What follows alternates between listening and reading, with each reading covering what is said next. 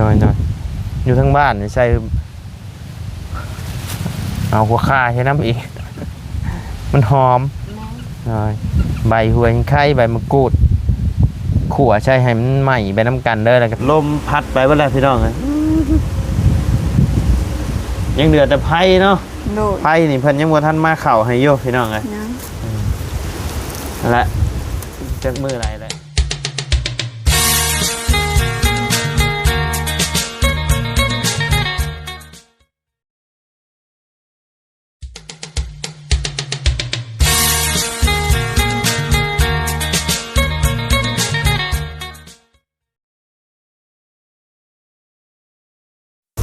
เนาะพี่น้องเลยเปิดภาพมาบันนี้ก็อยู่ทั้งบ้านเฮือนของน้องน้ำคือเก่าคือเดิมพี่น้องเลย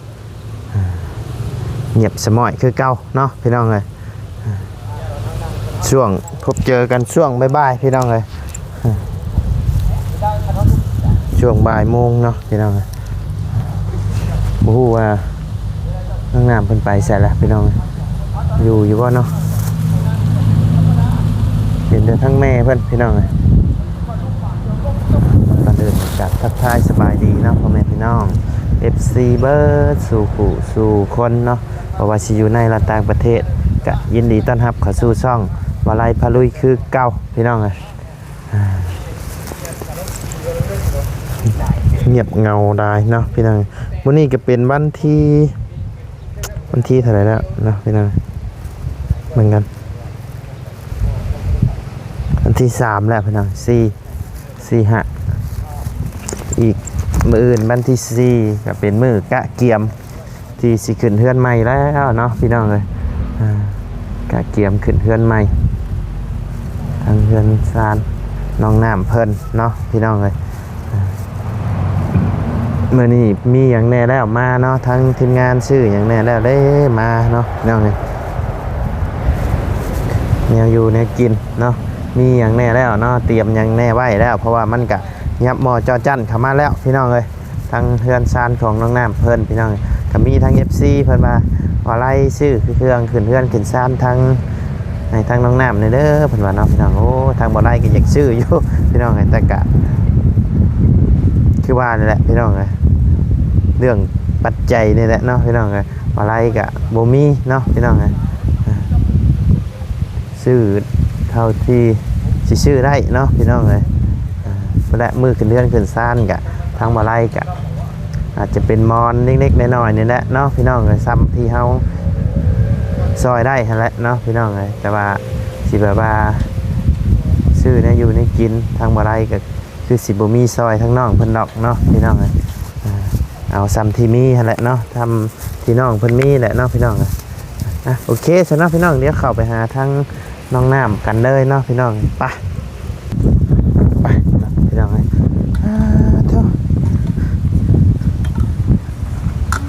บายดีแม่เฮ็ดยังนี่ขัวเข่าไว้ใส่ลาบบ่แม่นขัวซ้ำนี่บ่พ่ออยู่บ่นี่นะพอแล้วชื่อชื่อยังมาไว้ให้เพิ่นกินมื้อวันที่5นี่แม่บ่ฮู้เอ้าบ่มีเงินแม่บ่ฮู้โอ้เอ้าทางน้องน้ำเพิ่นบ่ได้นั่นบ่ใช่ที่ว่าคือน้องน้ำแบบเงิน3 ล้านปลายนะสิเอาไปซื้อยังใช่จักมันให้ชื่อหยังก็ชื่อทางแม่ยังบ่มีเนาะบ่มีน้อยหมกพริกยังเพิ่งพริกข้าวคั่วเตรียมไว้เบิดแล้วบ่เตรียมไว้เบิดแล้วเนาะบ่ได้ไปเวียกบ่มื้อนี้ไปเขาขึ้นมันมื้อเช้าไปขึ้นมันมื้อเช้านี้มาเลยเนาะกัวข้าวพี่นะวันนี้ก็ไปขึ้นมัน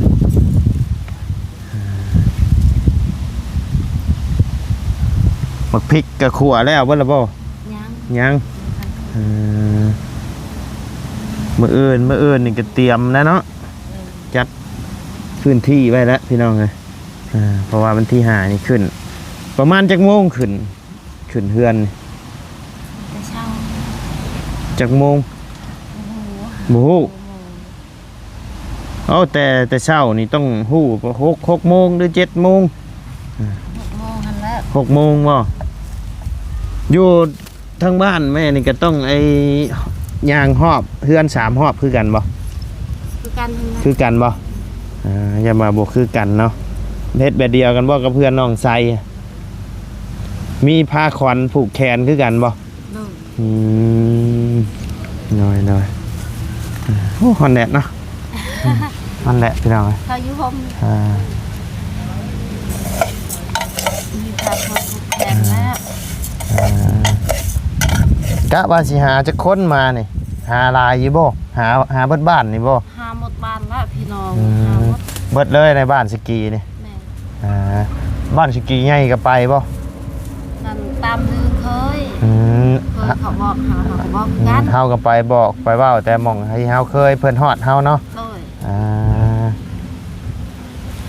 แต่ว่าก็สิหลายเติบอยู่หรอกเนาะ หลายนะ อ่า หมูบอกเฮาเวียกงานเฮาก็บอกกัน โดย คันป้าหมูเยอะยันหมูติ แนวนั่นแหละปะบัดเถื่อหนาโมบ่ฮอดบ่เทิงอีก โดย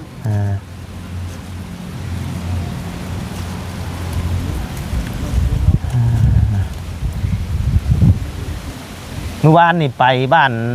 นอย่างนะเมื่อวานนี่ได้ยินเมื่อวานนี่บ่หรือมื้อชื่นนี่มื้อชื่นนี่เนาะทางน้องน้ำมาไปบ้านอย่างนะ บ้านกระลุก บ้านกระลุกเนาะไปเยี่ยมญาติบ่ไปเยี่ยมพี่น้อง เยี่ยมแน่ว่าไปบอกเขานะ ไปบอกเพิ่นมาขึ้นเฮือนใหม่นี่บ่ อายน้องเขาพอ ไอ้น้องทั้งผัวเจ้านี่บ่ แม่ À, แต่ตัวพี่อยู่นำกัน ผีนับถือทางนั้นก็นับถือผีอยู่ทางนี้อีก โดย เนาะไม่น้อยอยู่คนละบ้านกันนับถือผีหมองเดียวกันอีก โดย แบบว่าเจ็บเป็นก็มาครอบอยู่พี่ มาครอบอยู่ที่อายน้องกัน โอ้เนาะผีนี่ก็อยู่ทุกบ้านเลยพี่น้องไง กันหาเห็ดแบบว่าใหญ่ น้อย ถ้ายาวลาวก็เอามากันเนาะเพื่อน เอามาใกล้เอามามู่ น้อยเฮ็ดยามมื้อแรงก็บ่ได้บ่ขัวเข่านี่บ่ฮ้อนแดดบ่ พร้อมแล้ว น้อยไวแล้วข่อยนั่นนี่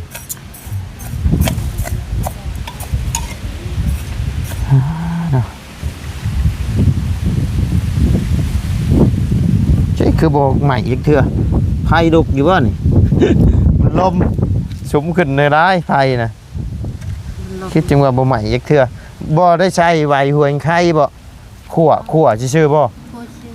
บ่เคยใส่ บ่เคยใช้อยู่ทางบ้านนี่ใส่หวยใบหวยไข่แล้วก็ใบมะกรูดใส่ขั่วแค่นี้นี่เลยแล้วมันหอมใส่ใบหวยไข่นำไปละ บ่เคยใส่ บ่เคยใช้มีแต่ขั่วเข้าซื่อเนาะ ตัวเขา น้อยอยู่ทั้งบ้านนี่ใส่เอาหัวข่าใช้น้ำอีก มันหอม แม่ น้อยใบหัวไข่ใบมะกรูดขั่วใช่ให้มันใหม่ไปน้ำกันเด้อแล้วก็ตำใช่หอมแล้วแต่เนาะบางหม่องเพิ่นกับว่าใช่บางหม่องก็ใส่พี่น้องแต่ทั้งบ้านนี่ใส่ขั่วข้าวขั่วนี่ นอก พี่ บ้านเขาบ่เคยใส่ บ่ ครัวเขาชื่อ เพิ่นบ่ได้ใช้เนาะแต่ว่าทั้งนี้นี่นิยมแบบว่าตำแจ่วตำหยังนี่ใส่ขิงเนาะ แม่น อ่า ใส่ขี้แล้วเขากินแม่ง อ่า แบบแจวอาหารน่ะเขาก็ได้ใช้ บ่ได้ใช้บ่แต่ก็เห็นเพิ่นมากินน่ะแจ่วน้ำผักบ่แจ่วน้ำผัก แม่น อ่าเนาะเด้อแจ่วน้ำผักน้ำพี่น้องแต่ว่าทางบ่ไล่กินน่ะเจ็บท้องพี่น้องเอ้ยบ่เฮาบ่เคยกินเนาะทางเจ้าก็ให้ได้เฮ็ดกินอยู่บ่เอ็ดน้ำพงน้ำผักกินเนาะชั่วมื้อนี้ก็ยังมีอยู่บ่ หมดแล้วมันหมด เบิดผักแหละ น่ะ ต้องปลูกผักกันแล้วเนาะ แม่น น้ำเอาน้ำส้มพักที่เฮาคั่นกินนะบ่ แม่น อ๋อแล้วก็เอามาเคี่ยวให้มันเหนียวๆมาต้มให้มันเหนียวๆเนาะ เลย โดยโอ้บ่ใหม่ยักเทื่อไปแล้วเขาห่มแล้ว ฮ้อนแดดนะนะ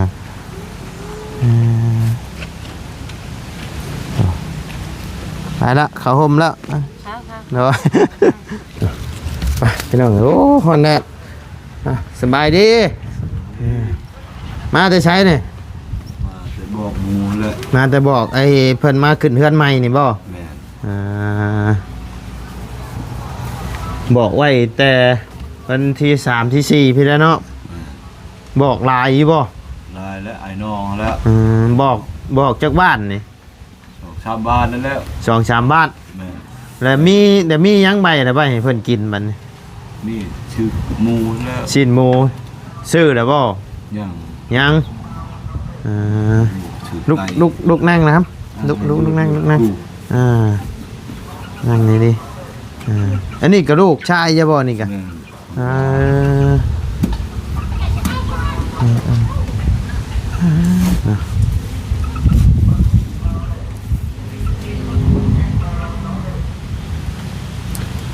น บอก3-4บ้านพุ่นดิ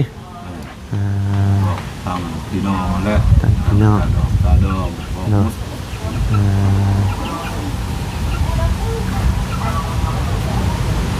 อดเอาจังหน่อยก็ได้ขึ้นอยู่เพื่อนใหม่แล้ว สิแม่นเป็นหลานแล้วเมื่อคืน จะนอนอยู่แท้จัน นี่แหละ นอนอยู่นี่คือบ่ไปนอนอยู่หั่นค่ะนั่นกระต๊อบ เต็มแล้ว เต็มเจ้านอนอยู่นี่ผู้เดียว ตายนั่นนอนเอาไปบัก หน่อย ทางนอนนั่น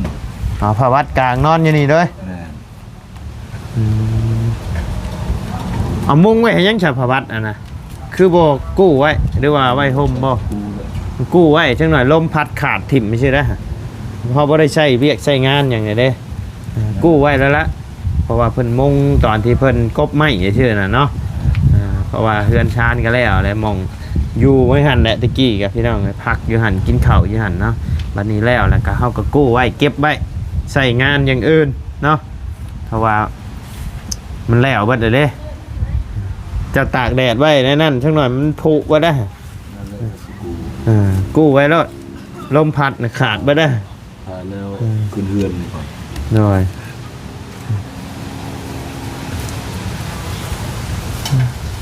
โอ้น้องน้ำมาขั่วเขาขั่วแทนแม่นะพี่น้องกันแบบนี้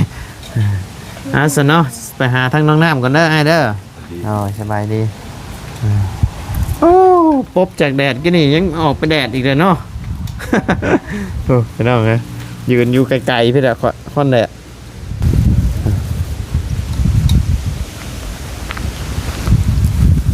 สบายดีน้องน้ำโอ้ยมาจุอยู่ห่มพี่กับบ่ได้บ่ พ่อมันต้องอัพเพราะว่า บ่ได้หาหมู่มาช่อยบ่ บ่มื้อนี้ ฮะ เฮ็ดผู้เดียวมื้อนี้ เฮ็ดผู้เดียวก็ได้บ่ โดย เอานั่งโห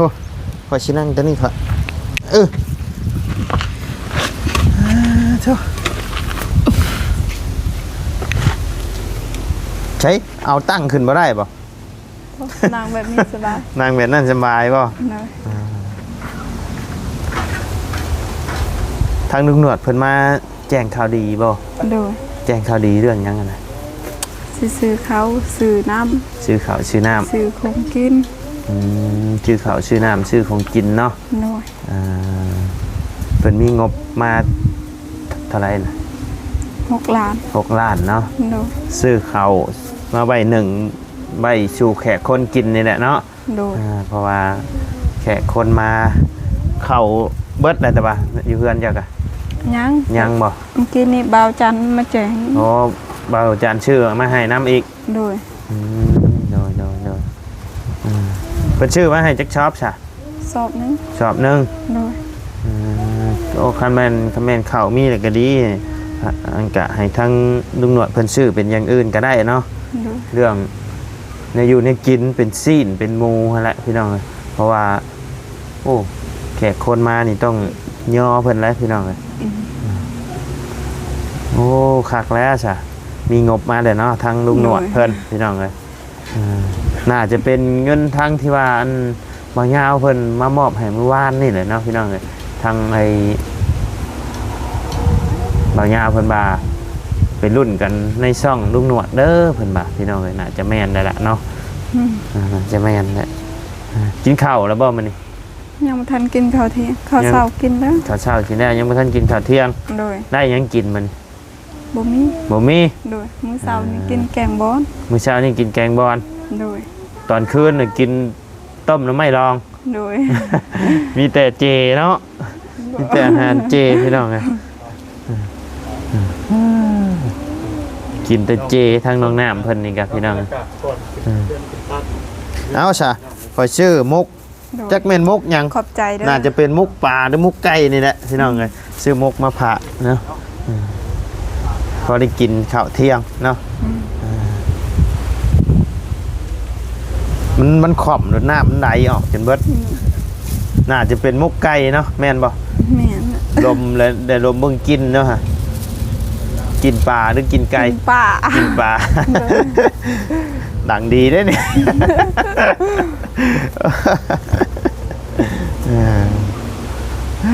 เนาะจับหมอจอจั่นเข้ามาได้เนาะน้องน้ำเนาะ โดย ใกล้ละให้น้องเลย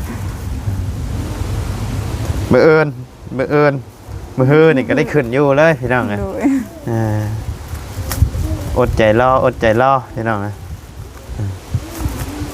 ไก่ชีได้อยู่แล้วยังอีกบอลลนขึ้นอยู่เฮือนใหม่แล้วบัดนี้คนมาแล้วบ่เครื่องแต่อยู่เฮือนป่านะ ยัง โดย มือขึ้นเฮือนไปแล้วเนาะ โดย ขึ้นเฮือนขึ้นซานไปแล้วพี่น้องก็จังสิได้ใหญ่สัมมโนครัวมาอยู่พี่บัดนี้ นี่ยังสัมมโนครัวยังอยู่พุ่นอยู่เนาะ แม่น เมื่อวันอาทิตย์แล้วพ่อใหญ่ มื้อวันอาทิตย์บ่ นี่ มื้อนี้วันยังมื้อนี้นะ มื้อนี้วันศุกร์มื้อวัน มื้อนี้ บ่ วัน แม่น พฤ วั หั น ส พฤหัสมื้อนี้ลืมแล้ว เจ้าต้องมื้อนี้วันพฤหัสเนาะมื้ออื่นมันศุกร์เจ้าใหญ่วันเสาร์แม่นบ่ คอยย้ายวันนั้นนะวัน ใหญ่วันอาทิตย์บ่ โดย แต่ว่ามื้อขึ้นเฮือนน่ะยังบ่ได้ย้ายมาเนาะแบบเฮามานอนอยู่ซื่อ โดย ๆยังบ่ทันได้เอาเครื่องมา โดย เพราะว่าเฮาขึ้นเฮือนน่ะเฮาต้องนอนนะนอนอยู่เลยคันเฮาขึ้นแต่บ่มีคนอยู่นี่ก็มันสิกลายเป็นว่าเย็นเลยเบิดเด้ โดย ย่างบ่ได้อยู่ก็อยู่ให้ครบ3มื้อหรือ7มื้อบอกเพิ่นว่า7มื้อหรือ3มื้อนี่แหละเนาะให้คนอยู่ก่อนพี่น้องแต่ว่าคือสิเต็มแล้วพี่น้องเอ้ยเป็นไปบ่ได้หรอกสิว่าสิบ่มีผู้อยู่เนาะ โดย เพราะว่าก็อดใจรอกันอยู่พี่น้องเอ้ยอยู่ในกระต๊อบนี่เพิ่นอยากอยู่ในกระต๊อบนี่เนาะพี่น้องเอ้ยก็รอมื้อรอวันอยู่ที่สิได้ขึ้นอยู่เฮือนใหม่เนาะ โดย เพราะว่าทางน้องน้ำกับสิบมาอยู่บ่มาอยู่บ่ บ่มาอยู่ เห็นว่าจะมาจิปะให้แม่ก็พอ บ่สินอนคือกันแล้วนี่ โอ้ยมานอนเนาะเฮือนหลังงามบ่งามบ่พี่น้องเอ้ยเป็นของตัวเองแล้วสบายบัดนี้บ่ต้องลำบากใจเฮาอยู่น้ำเพิ่นกับแม่นอยู่น้ำเพิ่นกับมันบ่แม่นเฮือนเฮาเนาะ โดย มันก็ยากอยู่ได้พี่น้องเอ้ยเฮ็ดหยังกะสิจับนั่นจับนี่ก็ลำบากใจอยู่ โดยตื่นสายกันยัง น้อยตื่นช่วยตื่นหยังกันยากพี่น้องเอ้ยอันนี้เฮือนเฮาตื่น10 โมงก็ตื่น11 โมงก็ตื่นพี่น้องคันบ่มีเวียกมีงานเนาะแล้วแต่เฮาสิตื่นโอ้อยู่เฮือนตัวเองคันตื่นช่วยนี่ก็โยพ่อแม่ก็ให้คือกันแล้วอ่ะบ่เฮ็ดหยัง บ่ กัน เวลาพักเวียกนะ มีเฮือนเจ้าของบ่เฮ็ดหยังนี่ก็โอ้ บ่ได้คือกันนะ โอ้ยมีเฮือนใหม่แล้วสบายแล้วบ่เฮ็ดหยังแล้วบ่ได้อีกเลยในนี่ก็เฮ็ดคือเก่าเนาะ โดย เฮ็ดคือเก่าหั่นแหละพี่น้องเอ้ยคันบ่เฮ็ดนี่ก็โยบ่แฮ่งคือเก่าเนาะ โดย มีเฮือนใหม่อยู่แต่ว่าเฮาบ่เฮ็ดบ่หาก็ ก็สิกลับมาสภาพเก่าพี่น้อง สบายก็ คือทางทีมงานนี่ก็ซอยได้ซ้ำนี่แหละก็โอ้ ดี ถือว่าโดย แปลว่าบุญไหม น้อยถือว่าบุญของน้องน้ำเพิ่นแล้วพี่น้องเลยมาตอนเห็นน้องเพิ่นแรกๆโอ้พี่น้องเลยเพื่อนเซอยู่เนาะทางบ่ไล่จนบ่คิดว่ามีคนอยู่ฮอด7 8 9คนพี่น้องเลยเหยียบหมองใดก็ฮักเหยียบหมองใดก็ฮักเนาะ แม่ อยู่ได้จังไดบ่ไรวะ มันได้ก็อยู่แล้ว อยู่บ่ได้ก็จำเป็นต้องอยู่เนาะ ด้วย คิดว่าบ่มีคนอยู่นี่แหละเฮือนมันบ่แม่นเฮือนช่ำนะพี่น้องเอ้ยบ่ได้คิดว่าเป็นห่างเพื่องหม่องเก็บเพื่องเก็บหยังหรือว่าเป็นแบ่หม่องแบ่นอนอีหยังพุ่นแหละ บ่ อาจมาถามน้องน้ำว่าเป็นเฮือนคนแท้ๆนี่แหละพี่น้องเอ้ยเพิ่นน่ะดีแล้วบัดนี้พี่น้องเอ้ยเฮือนซานก็มีแล้วบัดนี้มีแต่ว่าทั้งน้องน้ำก็สร้างซาเอาบัดนี้เนาะรักษาเอาบัดนี้ ด้วย เพื่อนเนี่ยแหละมันสิจบสิงามกะเบิ่งเอาแล้วบัดนี้เพิ่นเฮ็ดให้ได้ชำนี้แหละบัดนี้ ด้วย รักษาเอาบัดนี้อิหยังอ่ะ ลมแห้ง ลมพัดไปเบิดแล้วพี่น้องเอ้ยยังเดือดแต่ไผเนาะ ด้วย ไผนี่เพิ่นยังบ่ทันมาเข้าให้อยู่พี่น้องเอ้ย ยัง นั่นแหละจักมื้อไหนแหละหรือว่าเพิ่นท่านได้ไล่ใบนั่นบ่เจ้าไปเซ็นให้เพิ่นน่ะบ่ เส้นแล้ว เซ็นแล้ว บ่าวยาวมาส่งแล้ว ให้บ่าวยาวเจ้าให้ไผไปชงให้มื้อน่ะ บ่าวยาว ให้บ่าวยาวบ่ ด้วย โดยดีแล้วใช่เนาะแต่ว่าเพิ่นยังบ่ทันได้มาเข้าให้อยู่เนาะและทางเบิกพี่น้องขึ้นเพื่อนขึ้นชานแล้วนี่ก็เพื่อนน้องน้ำตอนนี้ก็เดือดแต่ห้องน้ำกับไผ่นี่แหละพี่น้องเลยได้ชำนี้ก็ถือว่าโอเคแหละพี่น้องใครกลัวแต่เก่าอยู่ดอกเนาะ ด้วย ใครก็ลายเท่าพี่น้องเลย ดีขึ้นลายแล้ววันนี้โอ้ผู้ตกมาเลยกระตาสบู่เจ้าฮะโอเคจะมีแต่ให้ทั้งน้องน้ำไปหากินข้าวกินน้ำเด้อวันนี้เด้อ ด้วย ทั้งข่อยก็จะได้ออกเป็นป้าเด้อวันนี้เด้อ กินข้าวกินน้ำก่อน กินรอดเจ้านะข่อยกินมาแล้วขอบใจหลายๆเนาะ ด้วยขอบใจหลายๆเด้อ หน่อย สิวมาฝาก โดยเจ้าบ่ได้กินปลาบ่ กิน เห็นว่าจะว่าบ่กินปลา บ่กิน จะว่าบ่มักปลาจะว่าทั้งนี้มีปลาลายแล้วเบื่อปลาเลย บ่ ปลาลายได้ทั้งนี้พี่น้องเอาตามเซเนาะ แม่ ไปสอนไปยังเจ้าก็ไปบ่แต่เก่า ไปอยู่ อืม ปีนี้มันหนาวไฟสิแพ้ลง น้อย น้ำ แปลกเนาะยามนี่ก็ยังหนาวอยู่พี่น้องก็สิฮอดสงกรานต์นั่น ยามนี้ ปกติสงกรานต์ใกล้สิฮอดสงกรานต์นี่ฮ้อนแท้เด้ อยู่เฮือนบ่ได้ซ้ำ อยู่เฮือนบ่ได้พี่น้องแต่นี่โดดฮ้อนหัวกันจิกแตกโอเคฉันเนาะกลับป้าเด้อบัดนี้เด้อโดยสบายดีเด้อนะมาขอไม้นะโอเคฉันเนาะพ่อแม่พี่น้องสำหรับคลิปนี้ทางบ่อไร่ก็จะได้ขอจบคลิปลงไปเพียงสำนี้กันเด้อพี่น้องเด้อขอบคุณพ่อแม่พี่น้องและ FC เปิดสู่ผู้สู่คนเนาะที่เข้ามาติดตามและรับชมทางช่องบ่อไร่พาลุยเนาะพี่น้องสำหรับคลิปนี้ก็ทางบ่อไร่ก็สิได้ล่ำลาแล้วพี่น้องเลยถ้าบ่อไร่เว้าอีหยังบ่ถึกบ่ต้องบ่จบบ่งามก็ต้องขอโทษขออภัยนำพ่อแม่พี่น้องและ FC เปิดสู่ผู้สู่คนเนาะพี่น้องครับคลิปนี้ก็ล่ำลาแล้วพี่น้องสบายดีเด้อเนาะไปพี่น้อง